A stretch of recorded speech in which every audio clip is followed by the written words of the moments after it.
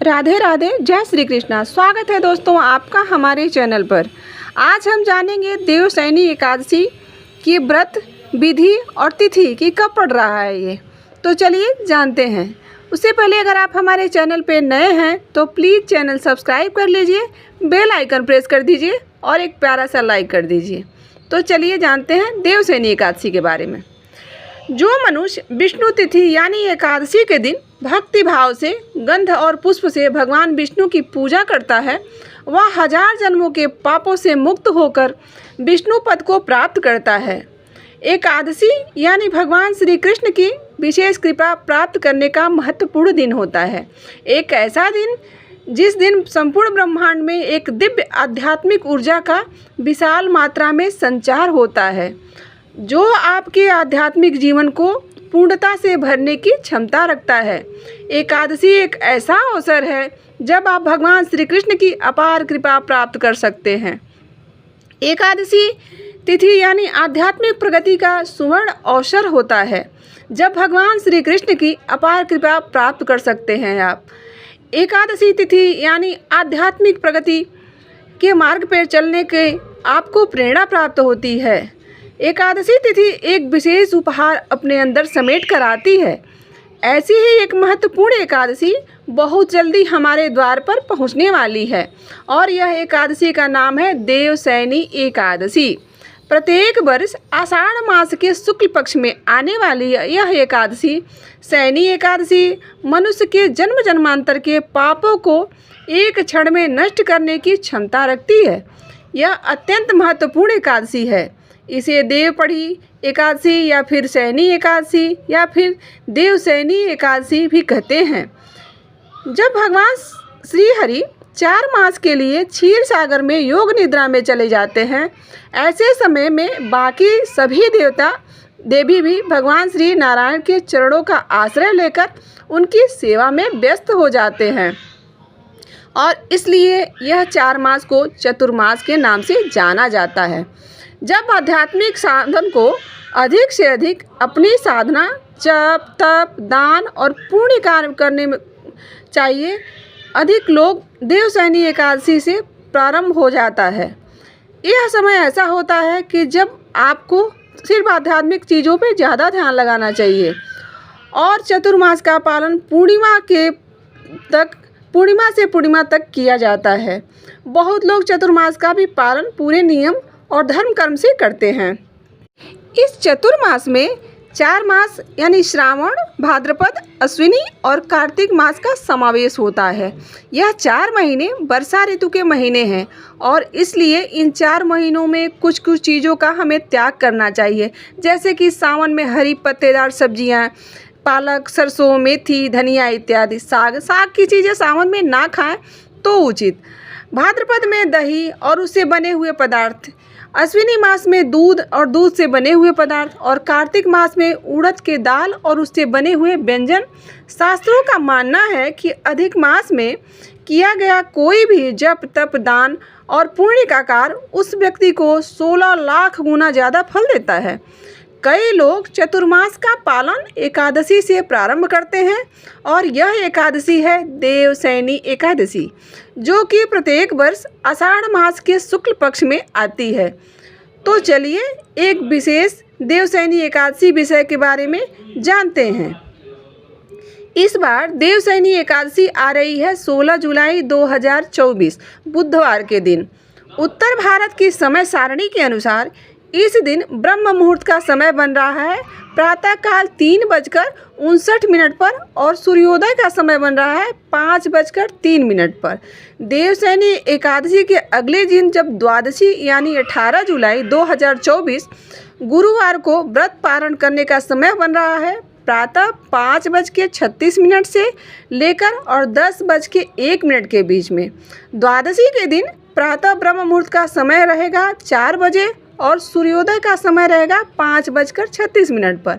इस दिन द्वादशी को 8:46 तक, द्वादशी 8:46 तक रात्रि तक रहेगी। इस आने वाली देवशयनी एकादशी के विषय में कहा जाता है कि जो भी व्यक्ति इस एकादशी का संपूर्ण श्रद्धा और नियम पूर्वक पालन करता है और जो व्यक्ति इस दिन भगवान श्री हरि की इस एकादशी की कथा सुनता है उसके सहस्त्र पूर्व जन्मों के पापों का नाश हो जाता है और उसे परम भगवान की विशेष कृपा प्राप्त होती है। और यह कृपा आपकी इच्छा अनुसार भी हो सकती है। अगर आपको भौतिक सुख समृद्धि चाहिए तो वह मिल सकता है। अगर आपको इससे भी ऊपर की चीज़ यानी भगवान की शुद्ध भक्ति चाहिए तो वो भी मिल सकती है, क्योंकि यह एकादशी मनुष्य के सभी मोह बंधनों को तोड़कर उसे मुक्ति प्रदान करती है। जो व्यक्ति आध्यात्मिक पथ पर है या अपनी साधना भक्ति का पालन कर रहे हैं उनके लिए यह एकादशी कल्प वृक्ष के समान है, क्योंकि यह चतुर्मास में आने वाली एकादशी है और चतुर्मास का समय आध्यात्मिक उन्नति के लिए सबसे अनुकूल माना गया है। इसलिए यह एकादशी भक्ति पथ में अग्रसर होने की इच्छा रखने वाले के लिए अत्यंत महत्वपूर्ण है। आइए अब देखते हैं इस देवशयनी एकादशी का पालन कैसे करना चाहिए। एकादशी के दिन प्रातः ब्रह्म मुहूर्त में उठकर स्नान इत्यादि से स्वच्छ होना चाहिए। उसके पश्चात भगवान की मंगला आरती का दर्शन करिए। अगर आप मंगला आरती का दर्शन नहीं कर सकते हैं तो आप घर पर ही मंगला आरती कर सकते हैं। उसके पश्चात भगवान के समक्ष हाथ जोड़कर गंगा जल लीजिए और एकादशी का संकल्प लेते हुए इस मंत्र का उच्चारण करिए। निराहारं विसितं वाहं हनि भक्ष्यामि पुंडिकाक्षं शरणं मे भवार्थे। इसका अर्थ है, कमल के समान नेत्र वाले भगवान अच्युत, मैं संकल्प लेती हूँ कि संपूर्ण अन्न जल का त्याग करने और इस एकादशी का व्रत का पालन करूँगी। आप मुझे अपनी शरण प्रदान करिए। अगर आप एकादशी से चतुर्मास का पालन कर रहे हैं तो इस दिन प्रातः काल में आपको आने वाले चतुर्मास का भी संकल्प लेना चाहिए। भगवान के समक्ष हाथ जोड़कर गंगा जल लेकर और आप अपनी शारीरिक पारिवारिक स्थिति को ध्यान में रखते हुए अपने आध्यात्मिक जीवन में प्रगति हेतु कोई न कोई संकल्प ले सकते हैं। इस चतुर्मास में आप क्या क्या संकल्प ले सकते हैं, अगर आप यह आपकी इच्छा के ऊपर है। उसके पश्चात आपको तुलसी देवी की पूजा करनी चाहिए। तुलसी देवी ही वास्तव में हमें भगवान श्री कृष्ण के पास लेकर जाती हैं, क्योंकि वे स्वयं भगवान के शुद्ध भक्त हैं। तुलसी देवी को जल अर्पित करें, उसके समक्ष दीपक जलाएं और उनकी 4 बार प्रदक्षिणा करें। उसके पश्चात तुलसी देवी के समक्ष बैठकर पवित्र हरि नाम का जाप करें, यानी हरे कृष्ण कृष्ण कृष्ण हरे हरे, हरे राम राम राम हरे हरे। इस महामंत्र का ध्यान पूर्वक और श्रद्धा पूर्वक जप करें। एकादशी के दिन अधिक से अधिक हरे कृष्ण महामंत्र का जाप करने से विशेष महत्व प्राप्त होता है। और फिर यह तो देवशयनी एकादशी है। संपूर्ण दिन के दौरान उपवास का पालन करें और अपनी शारीरिक क्षमता अनुसार निर्जला के साथ या फल, दूध या फलाहार कुछ भी आप कर सकते हैं। हाँ, लेकिन इस बात का विशेष ध्यान रखें कि आप किसी प्रकार का अन्न ग्रहण न करें, जैसे गेहूँ या चावल, दाल, फलियाँ, ये सब आप ना लें। आप दूध, फल, एकादशी प्रसाद इत्यादि के ले सकते हैं। संपूर्ण दिन में अधिक से अधिक हरे कृष्ण का महामंत्र का जाप करें। किसी प्रमाणभूत यानी किसी जाने माने पंडित जी को बुलाकर आप श्रीमद् भागवत कथा सुन सकते हैं। आप भागवत कथा की अगर आपके पास बुक है तो आप खुद भी पढ़ सकते हैं। आप गौशाला में जाकर गायों के लिए दान दे सकते हैं, गौ माता की सेवा कर सकते हैं। और फिर एकादशी के अगले दिन द्वादशी पर निर्धारित समय में नियमों का पालन करते हुए एकादशी का पारण करें। इसका पारण करने के लिए आपको सबसे पहले आप हो सके तो किसी ब्राह्मण को बुलाइए और उन्हें अपने घर पे भोजन कराइए, शुद्ध सात्विक भोजन बनाइए। उसके पश्चात आप भोजन करिए। अगर ब्राह्मण आपके घर पे उपस्थित नहीं हो सकते किसी कारणवश, तो आप एक आदमी के भोजन का पूरा सीधा निकालिए और उसमें कुछ दक्षिणा के स्वरूप रखिए। उसके बाद आप अपने घर पे बने हुए शुद्ध सात्विक भोजन से पारण कर सकते हैं। देवशयनी एकादशी सबसे अधिक पुण्य फल प्रदान करने वाली है और इसे पद्मा एकादशी के नाम से भी जाना जाता है। जो भी व्यक्ति इस एकादशी का पालन नहीं करता है निश्चित रूप से उसके लिए नर्क के द्वार खुल जाते हैं, ऐसा हमारे शास्त्रों में लिखा गया है।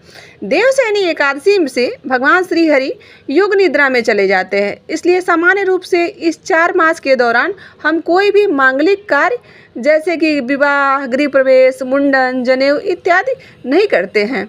इसके पीछे का कारण भी यही है कि इन 4 मासों में हम अपने सारे सांसारिक कार्यों को कम से कम और आध्यात्मिक कार्यों से अधिक समय व्यतीत कर सकते हैं। इस चतुर्मास में 4 महीने में आसुरी शक्तियों का प्रभाव सबसे अधिक प्रबल होता है। और वैसे भी आजकल संसार में देख ही रहे हैं कि कितनी आसुरी शक्तियाँ प्रबल हो गई हैं, कितनी सारी ऐसी घटनाएं हो रही हैं जिन्हें सुनकर आपको मन में दुख होता है कि ये कौन सा समय आ गया है। इन 4 मासों में अगर आप चतुर्मास का पालन करते हैं तो इन 4 मासों में मंत्र जाप, पूजा, आध्यात्मिक व्रत कथाएं और भागवत कथा ये सब आप सुन सकते हैं। तो आज के लिए बस इतना ही। वीडियो कैसी लगी कमेंट करके ज़रूर बताइएगा और अच्छी लगी तो हमारे चैनल से भी जुड़ जाइए। राधे राधे दोस्तों, जय श्री कृष्णा।